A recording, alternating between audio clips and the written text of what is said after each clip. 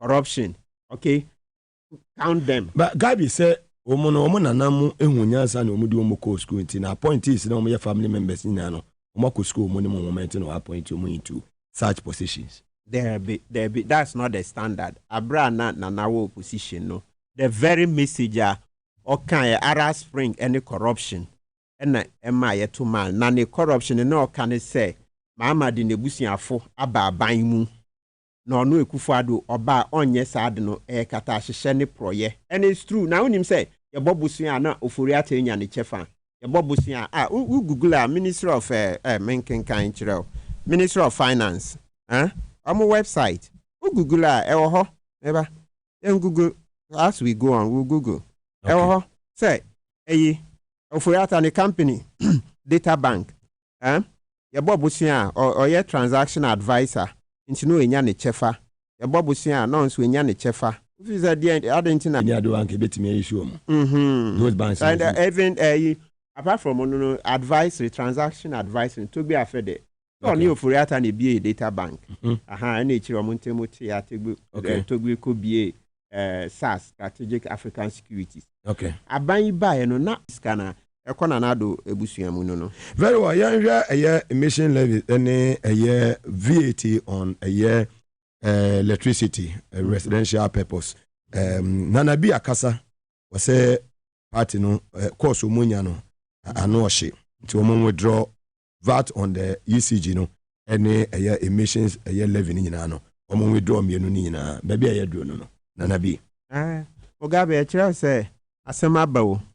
Asemaba pa yes asemaba ohun se nana waye no hu tintintinti no anso no betwa no hey no no twa no because it didn't start with Nana B.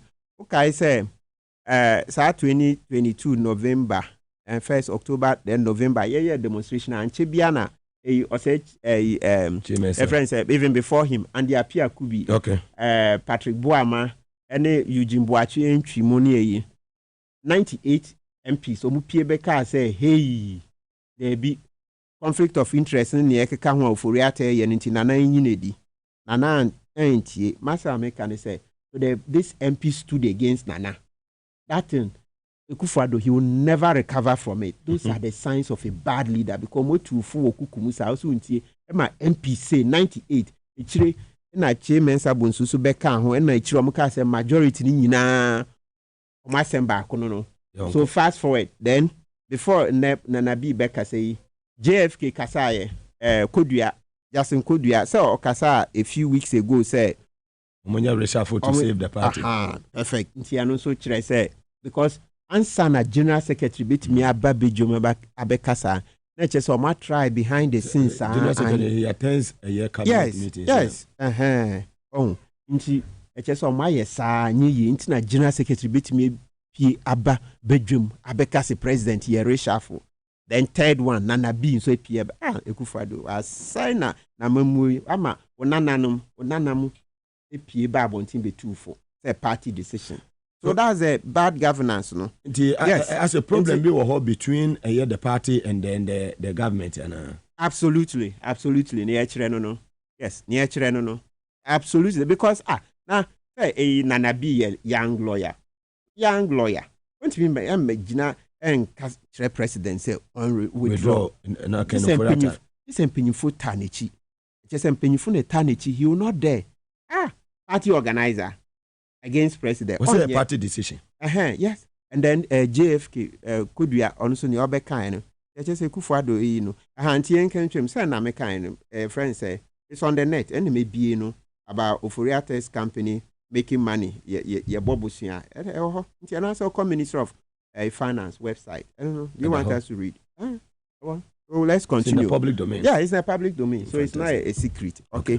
It's when we say Nana B, Abba Kasisia. Let's just say, and Koyi, it's just more to President Ekufuado for sa, but also on the inti. I don't know channel. You've been embarrassed by the whole of the majority. In parliament, your own party people, your party MPs embarrassed you, okay? As if that's not enough for you. Yes, I'm a general secretary P. A bit too for say, hey, you're reshuffling because I'm reshuffling. I don't know, or you know, and family because it's already sport wa say bibie wie den na obetimi aye bio. Then thirdly nana B onana kura o onana afi party asoma ne so meka nkyerɛ o sɛ ye wo ye na enye amamuo bɔne Sorry, it's sad.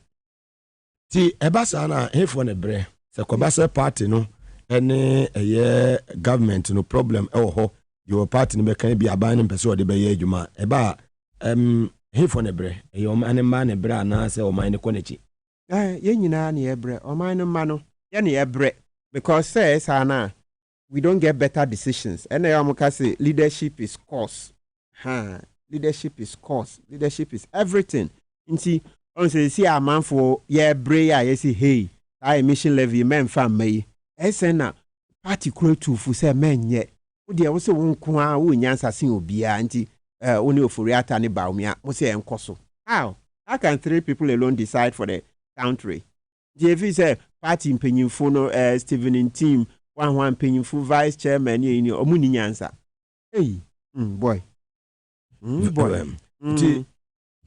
say mission levy no the omo can say is part of the IMF conditionalities. By IMF conditionality, I'll say a guy say before IMF ben conditionality, be can be sa say wono na obeye afa ho bring your own program. Inti in a way no ya na ye de call ye. Ya na ye de call ye say climate change ye pese ye na ye climate change, but not at this time. Masa come okromo. People are suffering.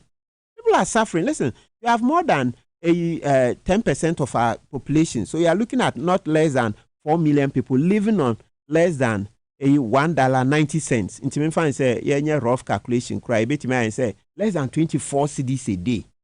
Inti nipa bi wo ho a Mugabe 24 cedis na intimate to lunch emma ono. Bi wo ho a the whole day nya ono kwampo no nebusuafo.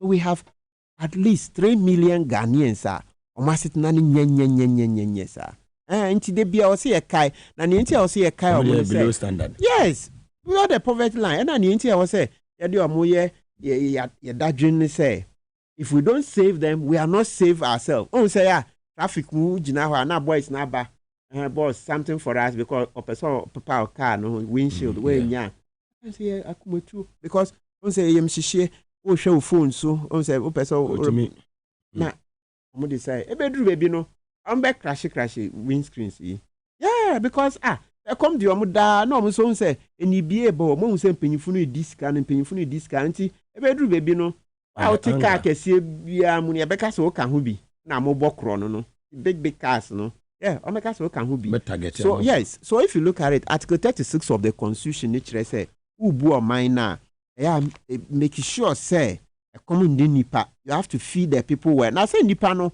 wan sure mo so ama o man nya nkwa why na obebu no why na ubu o man no I mean like where the constitution 1992 constitution read kakra eboa article 36. Please go ahead. 1 it says the state shall take all necessary action to ensure that the national economy is managed in such a manner as to maximize the rate of economic development and to secure the maximum welfare, freedom, and happiness of every person in Ghana, and to provide adequate means of livelihood and suitable employment and public assistance to the needy. And to provide adequate means of livelihood and suitable employment and public assistance to the needy. The new coin say Combedi amanfo say minim say aban mu ye program ye friend leap. Yeah. Okay. Livelihood empowerment program against poverty. But and so there are still more people who are suffering. Into IMF conditionalities no back or can say they will increase the coverage. Into budget no omo ye back kukwasa and omo ye kura wi na still it will not cover everybody. So we sell taxes here omo dey buy in a way no I affect manufacturers ne big companies ya almost air pollution ni ade affect almost so employ nipa employ no so no bosome so I mean taxes ni koye too much investors ni bebre enwane nya ya o man no ɛno ano no ɛnso so aso bɔne de bɛbrɛ no ɛno ano no kana pay meti wɔ another station so say some businesses are folding up. We say taxes no dawson dodo. The taxes see dawson. Na Mugabe, yeah, and say, we share sa taxes here, you soon say dawson. In 2016, no, some back where ma, to ma, President Kufuor ne Bawumia say, almost say we are moving from taxation to production. Moving from this is taxation to production. Moving from taxation to production, then 7 years down the line, still taxes are na mudi kuye. I'm like, hey, I'm thinking say, I try no mudi ma mudi atro trends. I say, oh, you say, and there will be jobs. Afe, but taxes yama companies need be a full. Companies need be almost some money ma ako. Because of the taxes. Information. Yes. This morning it was on one of the stations. Joy FM, to be specific. This morning I heard it. Okay. Yes, to be specific. Some businesses are folding up. Oh, today, only one cardiac. Me preku demonstrations are November 2022. Me catch your man penny say, listen, it's in the constitution say, unni mama mua. President ne vice mutimi resign na mo resign na ebema yakọ early elections article 60 clause 13 yankin kan mu ne ahwe you say bra lawyer educate na okay say last year was it August around the primaries and finally President Kufuor otunenu mutu e ka say onokra amamu no ontimi biu economy on so kan so otwen new leader ba nti ade na waste time we say just go. So Nana do kasi untimi bi ma say Bawumia abeto aso na. Ebi omumienu nko ate Nana do ane Bawumia. The two are the same. They are just the same. It's the same ticket. But what does the constitution says? It says so clause article 60 clause 13 say where the Speaker of Parliament assumes the office of President as a result of the death, resignation, or removal from office of the President and the Vice President, there shall be a presidential election within 3 months after his assumption of office. 3 months? Yes, where the Speaker of Parliament assumes the office of President as a result of the death, resignation, or removal from office of the President and the Vice President, there shall be a presidential election within 3 months after his assumption of office. Good. Inti ni actually say president ne vice Bawumia omo resigning ne ya. It says Speaker of Parliament ne betena so as president. But obosumi miensa within bosumi miensa no isi behwe amia ato aba. Inti aba no ye pa within 3 months from this beginning. Today is 2nd February, right? Mm-hmm. Yeah, 3 months, February, March, April. Inti it says latest somewhere around first. Within April, you bet me at what? Who was a Canana about me and I resign? Oh, now me say me shall say make us way. November 2022. I can so mutie. On say final so untie. Afe August 2023. No what to na mutu aka say ampa or no I don't know untimi bio. Me I could see it. 2022 say na mambo ni see corner economy no at December 2022 inflation was a little above 54%, no. You could see. So by a demonstration in November. You book some money. Yes, you could see say Kufuor onim hute. I don't know ntimi na Bawumia nso ntimi. Konango kaya. Oh. Omo nso. Nti dey say na nke o say omusi form na yeto aba foforo. So in our constitution no there is provision for what? Early elections. Very well, Madam say lawyer Martin Pigbu, yebeba corruption under Akufo-Addo and Bawumia government. Yebeba eno so eno ye next topic ya yebehwe eno so yefa aseda kese ema ye na boafo wa afi ena watini ino TVS was it and a power 97.9 FM. Happy birthday enko emfama mamia ye frɛ wo sɛ Sarah Ekuyokon Kobla Tete we efi wo ba ya ye frɛ no sɛ abi ono ena ese yemfa emma ene enwumre sɛ mo hwɛ dwumadi well Star 274 has no send was selected for FM number 1 wabo 1 at 52 na to 10 me baba ye me first draw sisi na fe match 2000 Ghana cedis 2000 Ghana cedis na wo bottom 2,000 Ghana cedis. Nay, ye 2,000 Ghana cedis. Bottom my first draw no in the next few minutes. Now so what to me I a lucky winner. Now and every me do call a year Medimusis asuye Medimusis semen kanchero. Sasabi wakwa kofa a year Medi garlic capsules ediaba. Ya chese pharmacy shop bia obedu wani beche biano. Ubenye bi ato na eboye ye papa meni peduano. Itumi ejina na so boa emebibia konkan. Medimusis sebra. Na saa eye garlic ya wodi abai ebeboa improve eye blood circulation ewu nipadua no saa cholesterol ne ne nyina no betumi ama bibia aba form e de amount saa so ene obi a edura na jokwa wontumi ene yie no wonye bi na se obo a bibia betumi akoyie e de amount say process problems na how sexual weakness be ma wa ye mre ewumpem na mekan saa so na hypertension, diabetes, sciatica, typhoid fever, malaria, stroke ene STIs ne yaka wonyina no e ka kire se wodi wani kire Medimusis aso ya obeboa ama bibia konkan e de amount adenta barrier opposite the police station ESL building inside the Ghana Highway Authority yard no Accra Ministries ejekojo opposite school for the deaf saa so ne Kumasa hene makokoben ho na obehu Medimusis wo se tutumirika bra na ubenya wayaresa 0244 068447 0244 068447 ofra Medimusis ebeje so enyame first winner ewo la no so we baby Jane 2,000 Ghana cedis Cecilia. Hello, good evening. Minu aba where the right Passenger wonsa kan we dey na bia akasa free family jam kasa for Bia West Sefi Bia West.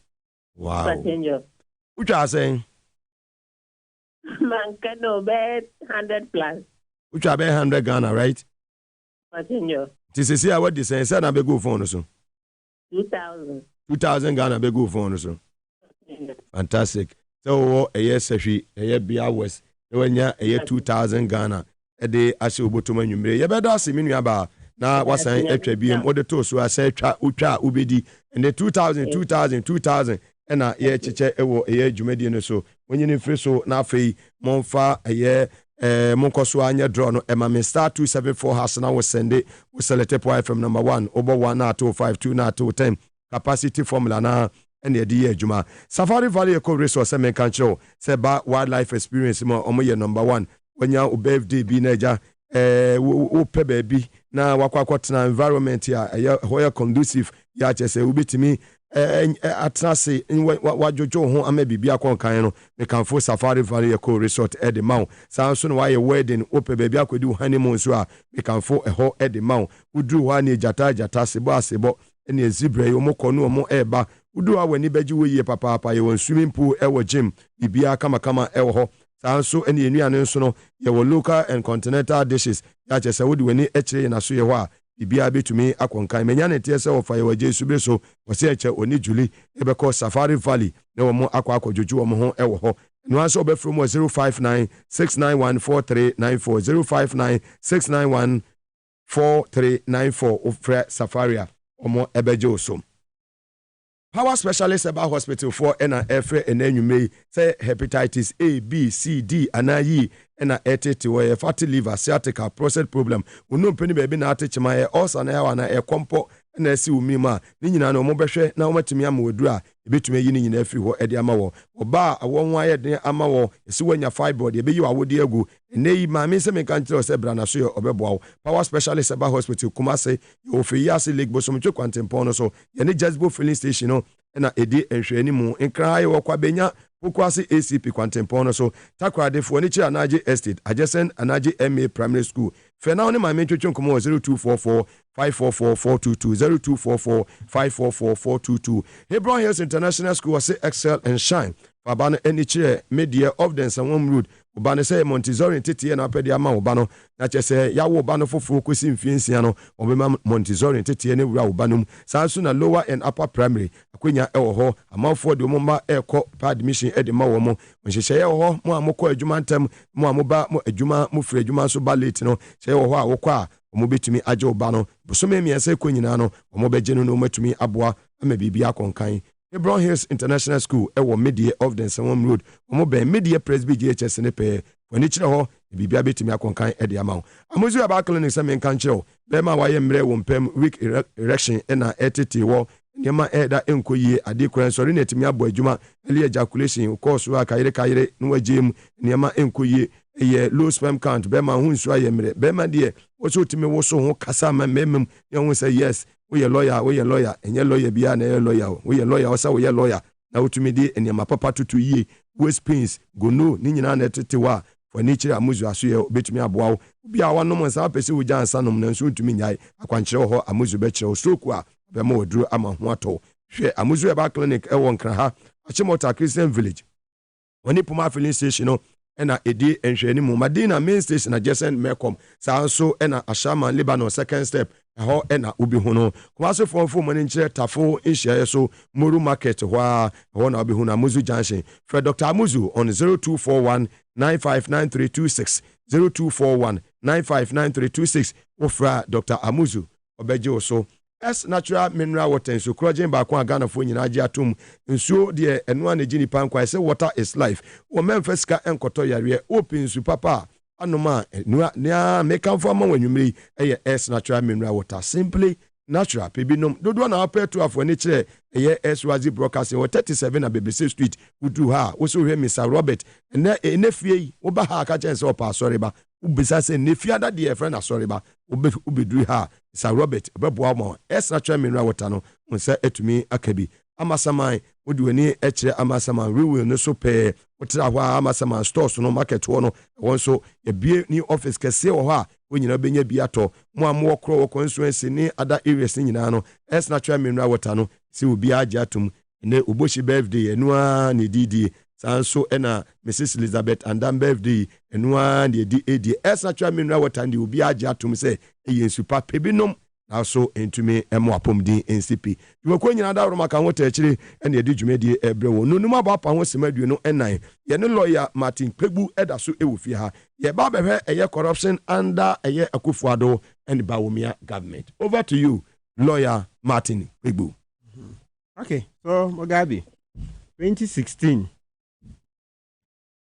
candidate Akufo-Addo ne Bawumia omo se mama onyenyenyenyenye mama no no enye ekan suba jida guinea fowl sada ne die na ye boji omo so omo kan ye boji omo so omo kan ye boji omo so ntina me fi se eno kire se Akufo-Addo ba one city kran yira eno no so kan o ka kire president mama se o hwe sika no so ma one city kran yira Ghana fo mfa nche no eko BBC yankwa we nyina eboa me ye sete e friends background no oko BBC me ebisa ne say president Akufo-Addo candidate Akufo-Addo na free SHS sika ben ehimfa na obenye sika dia ahwe so I say me be ko kata hye ne proye sika na menye free no mu no na che say amanfo mo a ma nkrofo no mo wie sika no sai sika no obeji ni nyina e dia hwe free SHS no so. That's why I said BBC is there live. Me I am Kojo FM ada yebo that tape no yebo. Okay, I'm sure viewers and listeners also have it. It's always been around. Or say the fight against corruption. Yes, so that video is in the public domain. And no proceeds from the fight against corruption and now the best free SHS. Okay, fast forward. Yatuama President Akufo-Addo about 1.2 million votes, right? As a stretch because near so mama nim hute. Say Nyame na edi ama president mama no nyame na edi memento man da really debi lawyer Martin yeah debi memento mama want to abama your mama debi what I do is that every 8 years Mrs. Anka Atamils no there is likely say Anka meto ama because Atamils na corruption will be any asem won ho but me I say it when look let's be frank impenyifunu ya Anka no kure na Ghana enko yie na mama wasn't doing that well in the fight against corruption.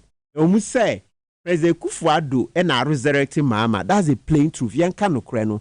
It's a Akufo-Addo who single-handedly resurrected mama. In 2016, ya tuti ya mama no. Nanke ya retire no. Anke Akufo-Addo fasa mamu boni ya ma. No, mama wouldn't have retained. So me, I won't hide it because yanka no krena. Ghana ntimi nkwenim. Until what mama this year? It's likely because my candidate now make say they are not bringing them. My candidate ne say anka TUC. Any sorry no any chief imam and come kambo nya third force.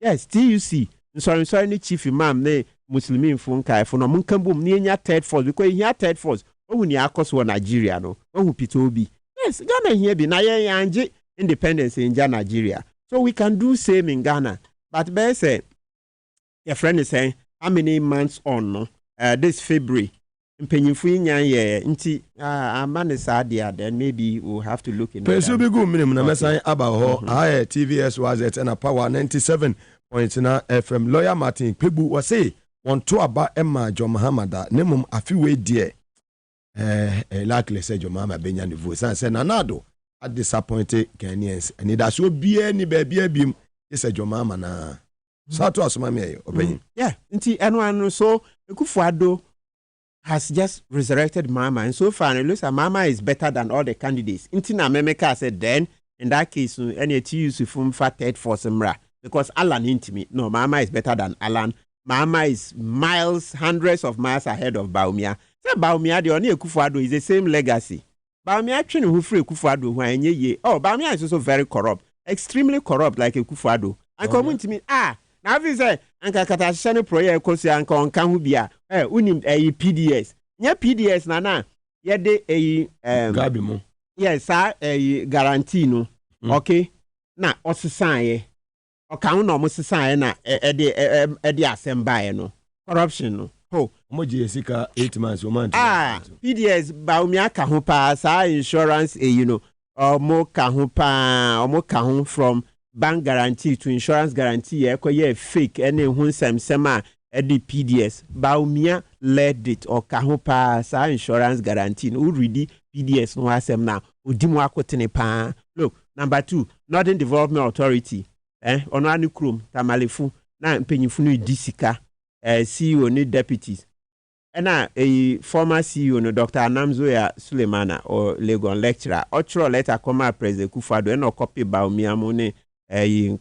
chief of staff ni say hey boni bi koso Baumia mfi wenfi ono anu kromo Northern Development Authority nti echire me na o sa na echire mi share Dr. Anamzoya no se o ma te hwe ni atu eni o Northern Development Authority mpanyimfu bi di sika de matro letter akọ president mfi Baumia mfi anka wankasa ukrom 2016 nye sada no na the same Northern sada Savannah this friends development authority no nye na yesi confirm ye de bo mama su bo sa excellent inti na Baumia wa betena so mpanyimfu no di sika inti me na me de ade no call Joy FM that case gidi then from there to special prosecutor na nkakra special prosecutor trokoma controller ene ni omokeka omoye ya na omo stop payment no yeah anka ye sika be free say confirm no mutu ye na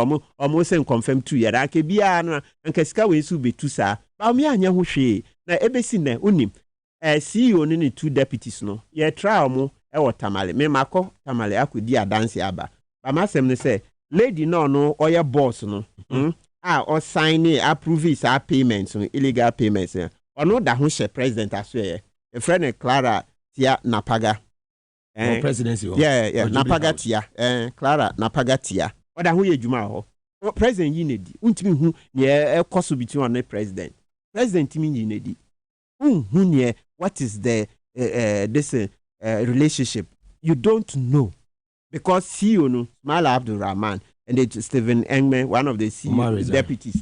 Yes, you 2 deputies, no, you the CEO, no, best say on resign.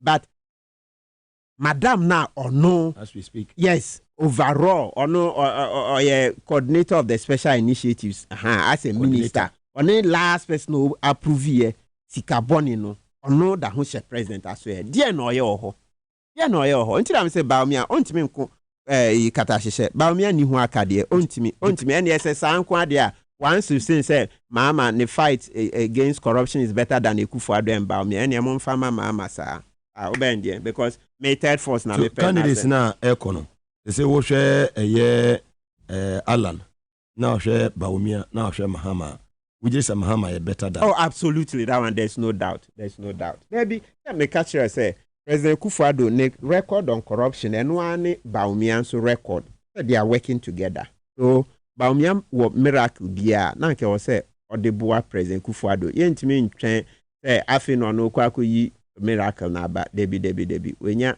8 years 7 years if one na ni wo mu nti wentimi anye hute e wo so omukọ meka say Mugabe me the maintenance say so omukọ a omusori free akunya no so e ho na obehu kata hyehye ne proye more cases it's just like the time ama ekono the same thing omunyina na me say mpanyufu no he omienye kukuduro nkan politicians omunyenyenyenye o nti ya nsore tietie mu ampe honest people to lead it won't happen no na sense same way Socrates who here long ago about 400 years before Jesus Christ was born who kind Socrates book now say we natural Plato natural but Socrates na kind a friend the Republic like actually say democracy that in assemble bapa because if di omu disike so those days 400 years before Jesus Christ was born no na democracy was our problem see into Socrates eka say democracy enye because ekwan na ye fa so choose leaders na enye ayama wa ukure sika no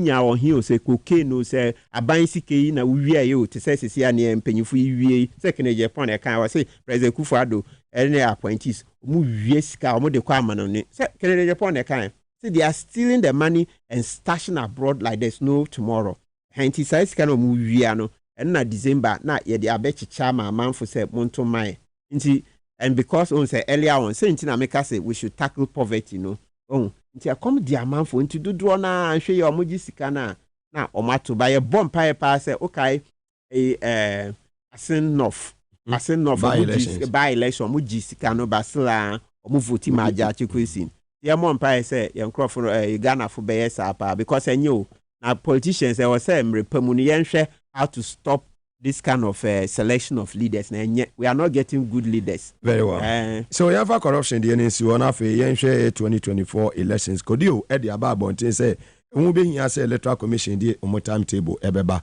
said the be on be hunia ekoso na abai yese ne ebeto ne 7th November e chene say ebeto ne 7th December in so indelible ink ene yese abato no kwa yeto e sha say no so a yebepon 3 p.m. instead of 5 p.m. Inyina yensema wodwa eba star 274 hash na wasende waselete point from number 1 wabo 1 na to 5 Ghana 2 na to 10 Ghana me say ba be another draw 2000 and meche 2000 Ghana na meche osutwa wo de na obeye lucky winner ameko lawyer Martin Pegbuso na fe yenhwe election ho ensem ene kodio timetable ho ensem a omode ato electoral commission ene yisi na nkasa omone ye ya omudi nadi omoda nadi ekire eye Ghana for good so o hwe yi na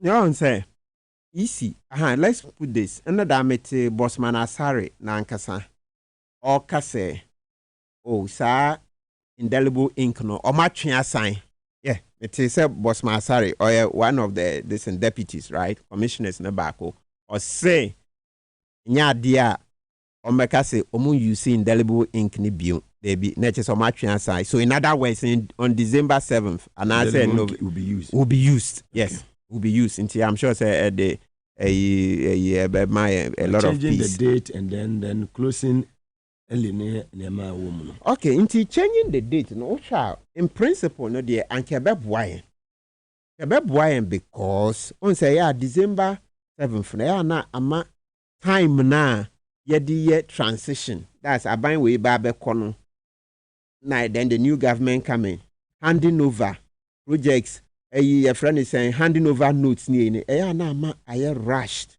nti ye nya hu ntimi go into details nti time bia na attention and especially in can say Drew say ye be run off I say 2008 ye run off by the time be run off and say 28 there about December BBB early nti by the time I be the friends are swearing on the 7th of January na America krabi tia we bia na aka so it doesn't allow for enough handing over the transition period is not sufficient it's not into November there beboa but should it be this year or maybe a way calendar my have less 9 months to go into a crucial election good so what I think is that considering that Ghana no and in Yadia Ghana you be this year there will be more elections if only once as you see we say all the parties happening so say emra, except that NDC say it should take effect 2028. I think that once they've agreed and the law can be passed, no, they can use it to negotiate with the SDA for say, until you pass a law, no, but ye pamachara, let it take effect 2028. So they will write everything. So what does the Constitution say? Oh, Article 112, no. Of the 1992 Yes, Article 112, no. Educate say, yes, Article 112, no, chere say, beto MP swaba. Make sure that you don't do it earlier than 30 days before and the time to be woo. Okay. Until MP there, beto no swaba. 2 months before. Okay. Even 1 month and a friend is saying 3 days crowd. No, don't do it. Or say, just make sure that you are doing it within 30 days. Within. So let's look at 4. It says, clause 4 of Article 112. It says, subject to clause 2 of Article 113 of this Constitution, a general election of members of Parliament shall be held within 30 days. Shall. Yes, and Shepa, within 30 days before the expiration of the period specified in clause 1 of that article. You say it? Yes. So within 30 days, internet, when the Constitution nature said, make sure that MPD obetun swaba train aka within busume back. So within 30 days, no, and san wato. But oko Article 63 clause 2 now for the 1992 Constitution. Thank you. And no, there no. And my client said, President, there you can do it starting in September. Anytime after September. So it shouldn't be earlier than 4 months. Don't the presidential. Yes, it shouldn't be earlier than 4 months. But say Mrawe Beye Juma Constitution can say how many MPs voting on the day. Sana etumia aye Juma. Oh, okay. So 2/3. 2/3 of Parliament. Yes, but 2/3. So it means our current parliament. Okay, I get parliament it. That we have. Yes. 137, 137. Yes. Independence. No? Yes. It's not possible. Yes, NDC future or who free one or but I was say NDC phone, so they should look at it. Internet may say any negotiation, no, because NDC phone my SDA phone who say, hey, NDC na say more money, it be better with NDC. So NDC has to, and I'm sure even the painful impact, some more lawyer for Kukudam and no more tacticians. But this year, they are too early. And I may say, no, they should go behind and negotiate. This way open negotiation. No, I say SDA for no. They are the main stakeholders. I say at 2 Saturday in Ghana. Yes, and almost this time so why are they complaining now? Oh, David, I know crowd they complained, but it's just that that time that was the beginning of the democracy. But Sundays we are to be there. Yes, sir. Obia ne faith. Obia ne faith. Almost all modern there. Omobunjo so. So this it has to be handled with tact. And my new among can very well. It should be handled with a lot of tact. So I'm sure say in you for more NDC, they will know how to go behind and go and negotiate with the SDA people that okay, look, yeah, I do a air demand for this year and Pamuchara, we can support the bill and vote for it by a Pamacho.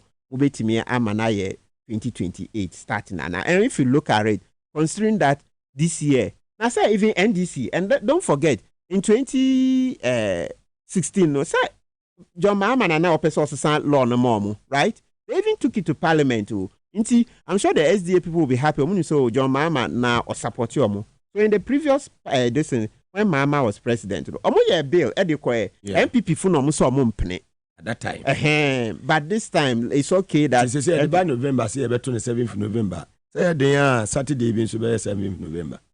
Later on, no, so say no, into this time no, almost say yeah, share. I have a mathematical question. I say yeah, say Rebecca say maybe first or second this in Tuesday. It's like the way Americans do it, you know. Into Saturday, we're not going to put it on a Saturday. We're going to put it on most Tuesday. Probably on a Tuesday. Okay. That means a Tuesday will be declared as holiday. Yes, holiday. Yes, it should be declared as holiday. No, so another holiday. Oh, here pa. Sorry, in dry assign a holiday. Oh yes. Yeah, the Bako can when say it's not the number of days are ukwe juma, but ada ukwe juma ne say obebo ho mode. I am that debate about and Ghana holidays no doors so ebe ahin 2 3 there be it's about productivity. And yet number of holidays into the back I don't think say best say you may be brave. Very well. Yes. And I say your pa, you bet me I am flexible say in between. It's a public holiday, but 2 years. So like wow, person with your official business, which me call by you for a certain period, you be to a jumamu. Maybe by let's say 3 p.m. 4 or something. Maybe you can do something in between, but I don't think say Ghana holidays no does one abroad so they be. Recently, district assembly elections I call so. Yeah, postponed be any other areas be. Yeah, moment me and to me medium half an of Subir so yanto. You do to bear 3 days and Sunday kwakoto. And in your course, yeah, some machines in being near Juma any other. Lawyer Martin Pebu, we are so easy we were ready for 2024 elections.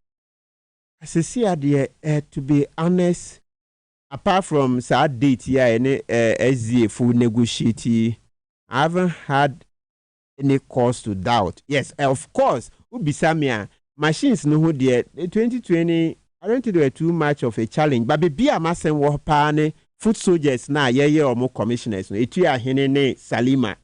Ask them no.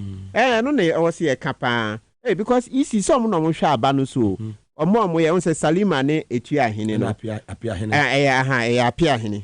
Apia hene. Returning officer on also a war a nandom. Yes, excellent. It is uncrophone they also you mu free ho. Because and yet you can't put party naked, die hard party apparatchikis there. No. What you cry say could do you cry the crater by say Kufa doing you mu free or but say I swear mu in no. I think the easiest method they say best ro say omo hwe Ghana ye die omo hwe the public interest na omo anka say omo fo mu adwuma to ho no omo nko. Oh yes, Ghana for you imagine say omo vote for change come 7 December 2024. Absolutely. The entire thing say hwe Ghana politics here. In fact say NDC MPP minimum will be a like 45%. Into yes, son, about every 8 years and 4 years. No, we are about 10%. Or when you look at the people in the middle, no, your best sampa. See, you're sitting money at Waba. Okay. NDC MPP, they all both have basically constant like 45. The remaining are the 10%. Yeah, you won't feel no. They be a shock catastrophe pro pan because this is here no. You need more MPP buy no more car. To say Toyota Vase, Mini Cooper, Money, Can, Kitten, Adada, Bikura, no Monto card. The CNE B numbers, and so Nasha cars or Mudi Demu, car. Oh, Debbie, you be too Omupa, Obeto. Yeah. It's just that we have to be sure that the next government will not come and do this nonsense. Hey, and you bet than in Tokwapa. But when quite about Mahama. They say, I say, your friend said third force now, ma. I'm sorry, no, it's likely. Likely, yeah. For the first time. Likely. Live on TV as was it, and also on Power 97.9 FM. Me just say we enjoy show no, and a year inside politics you made so Facebook Live Power 979 or like and I will share something on TV as was it Ghana or like it now or share now the no pussy guy in the upper East region. We are live on Wimpang Sampan when they FM Boko Source 100.1 FM Zebula. Also in the upper East region, we are live on Zeps FM. Omonina Airfire Live and Enumerate. Well, South 274 has no was and they was selected for FM number 1. Wabo 1 now to 5 Ghana, 2 now to 10 Ghana. Me say by let's draw capacity and a 2,000. And I make a day ama a year my for any material for NASA Pepe and a Amuzuaba Clinic, Power Specialist about Hospital. Hebron Hills International School, S Natural Mineral Water, Safari Valley Eco Resort, Medimosis Clinic, and Heba Center. Omunyina dauro makahote chiri na yedi djumedi bremo ene ti monko so a monye draw no emame 0 star 274 hash no wasend waselete po FM number 1 wabo 1 na to 5 Ghana 2 na to 10 Ghana. Well lawyer yanhwe eye labor aye agitations kakra say you few minutes a bit me e dia hwe ene see we moko strike ene university teachers ne ade nyinaa obi ade ne twɔ kwato hɔ onko eno hazem virus intino ma me fa me next winner e wala no so na fe yemra eye labor agitation. Hello Mugabe. Hello minu ya wudi ni baby akasa free. Oh, that's free because every series Fantastic South. Fantastic. What do you write? Ready. Ready 2 times. I'm good. Onsaka. Month of love. Mugabe Saka. The scare with the better day. Your month of love move. Oh, Mugabe. What the better day? I had been. And I'm a lawyer Martin Pebu. Now, listen to the here in I need you. Oh, Mesaka. 2,000 Ghana cedis. That's what that's. Lawyer Pebu so on so that's why. Yeah, that's you do be very well. Labor agitations. Yes. So it's the same thing going on. No, and it's the say Ekufuado ne mpanyimfo no mo diskani nyina ama sika ye de be hwe edwumayefo no ebi ni ho. O mo diskani nyina, that's the thing.